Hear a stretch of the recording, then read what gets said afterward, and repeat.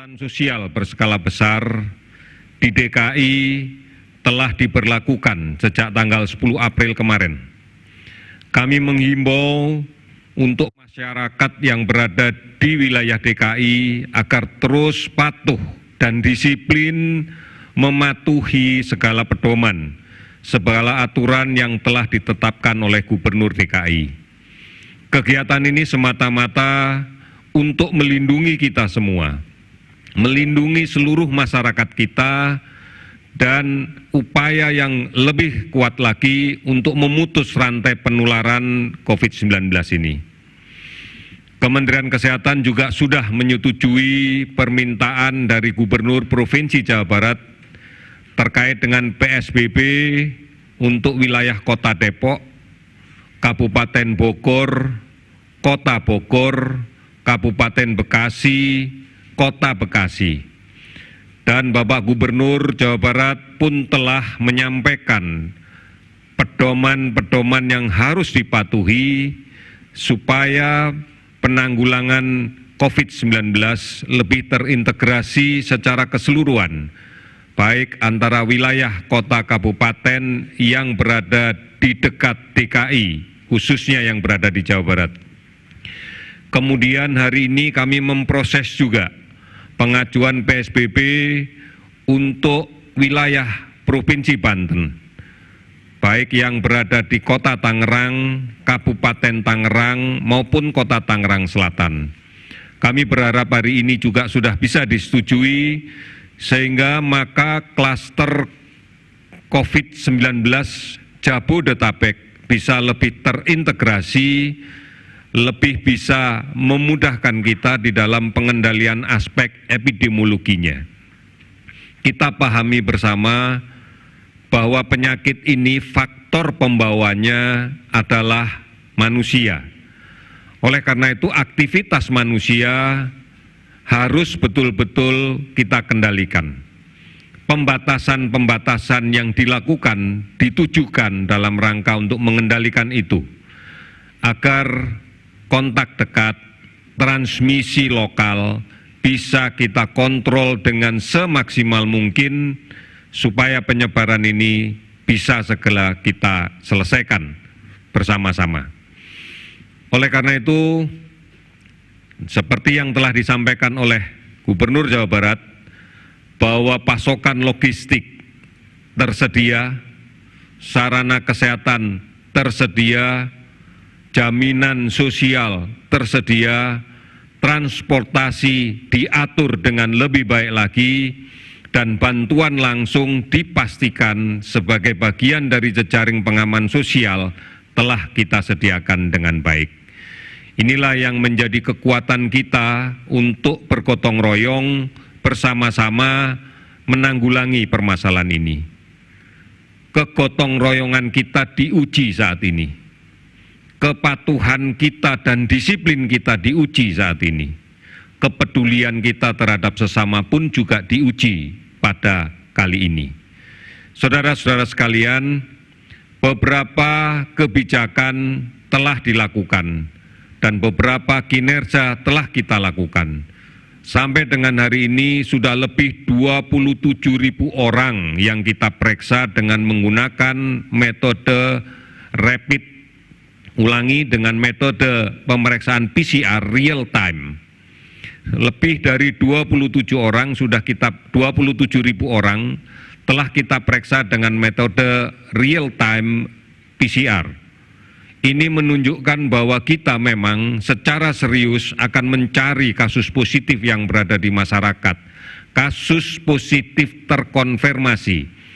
Karena pada kasus inilah sumber penularan sangat mungkin terjadi.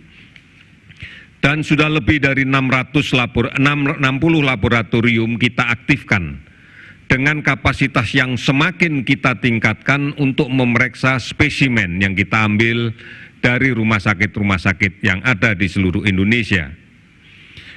Sudah lebih dari 7.000 790.000 APD dengan kualitas yang terbaik, dengan kualitas medical grade yang kita distribusikan kepada seluruh tenaga medis.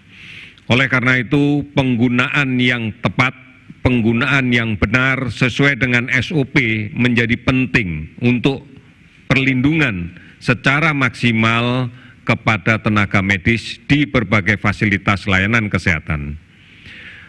Kami juga sudah mengeluarkan rekomendasi terkait dengan rapid diagnostic test yang berbasis pada antibodi COVID-19 sesuai dengan edaran WHO per tanggal 7 April 2020.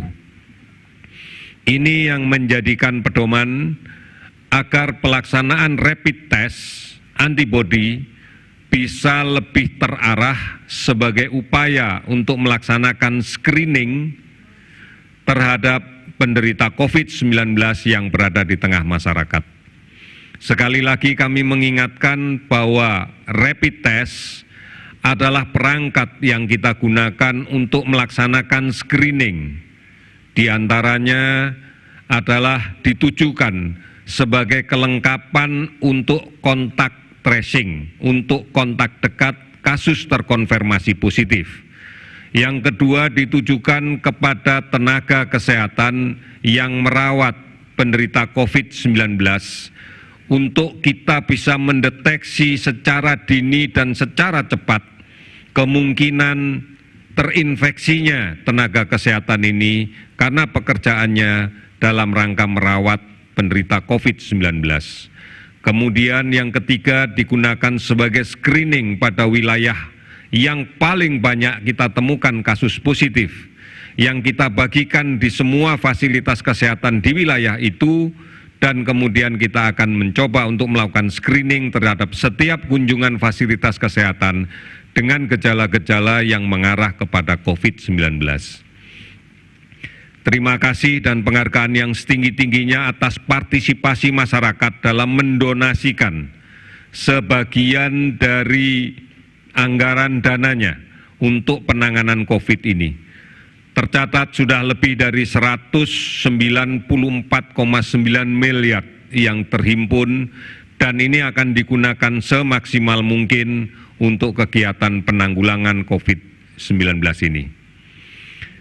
Terima kasih masyarakat Indonesia secara keseluruhan, gotong royong kita diuji, kepedulian kita diuji. Ini adalah nilai-nilai budaya utama kita. Kita telah berkali-kali bisa melewati dengan baik munculnya wabah, munculnya bencana.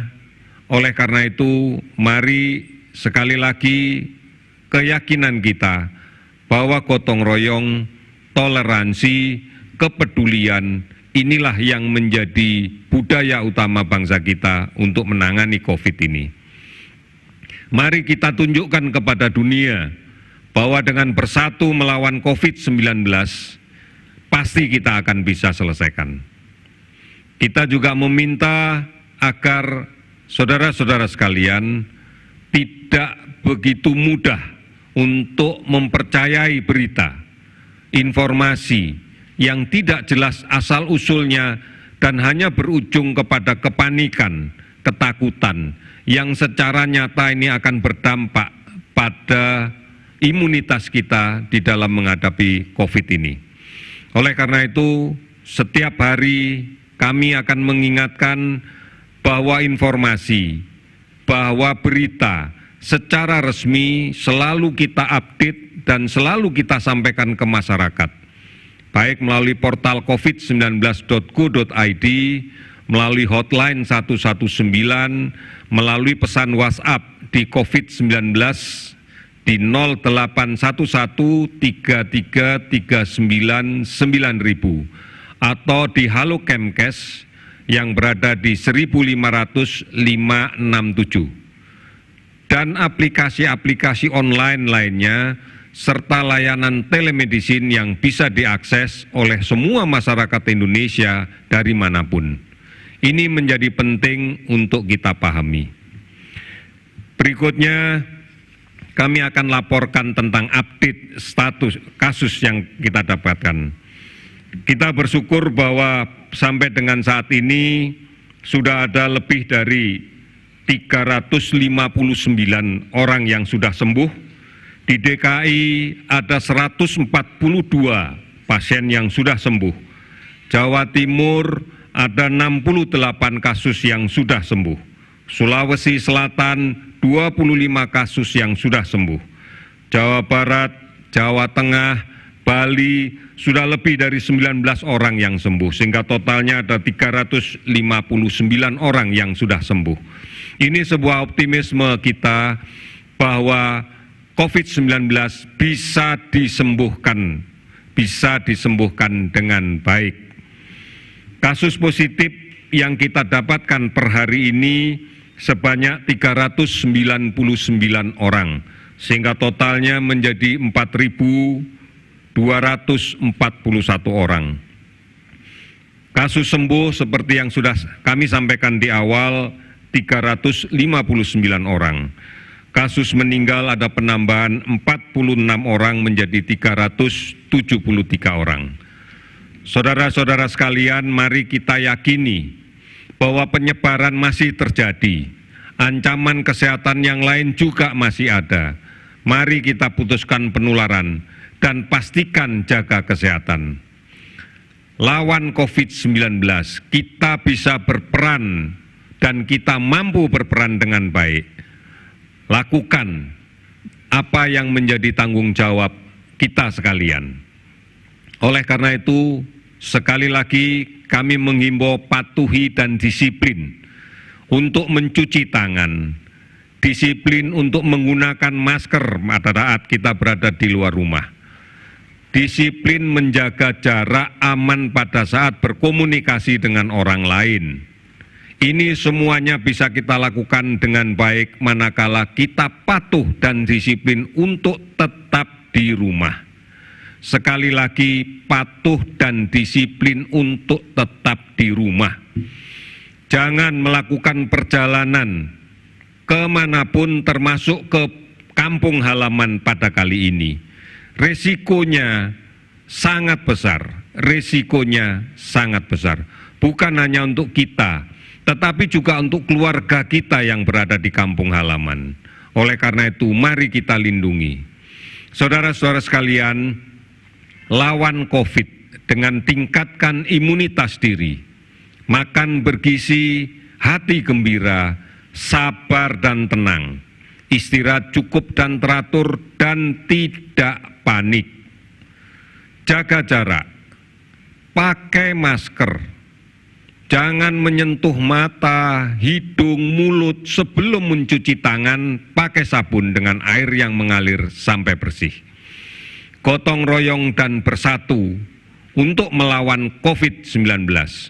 Dari pusat sampai ke desa-desa, sampai ke RT, RW, sampai ke keluarga kita masing-masing, dan sampai kepada pribadi kita masing-masing. Ini kuncinya. Kita bisa, kita mampu, kita tunjukkan bahwa kita mampu melakukan ini. Sekian, terima kasih, selamat sore.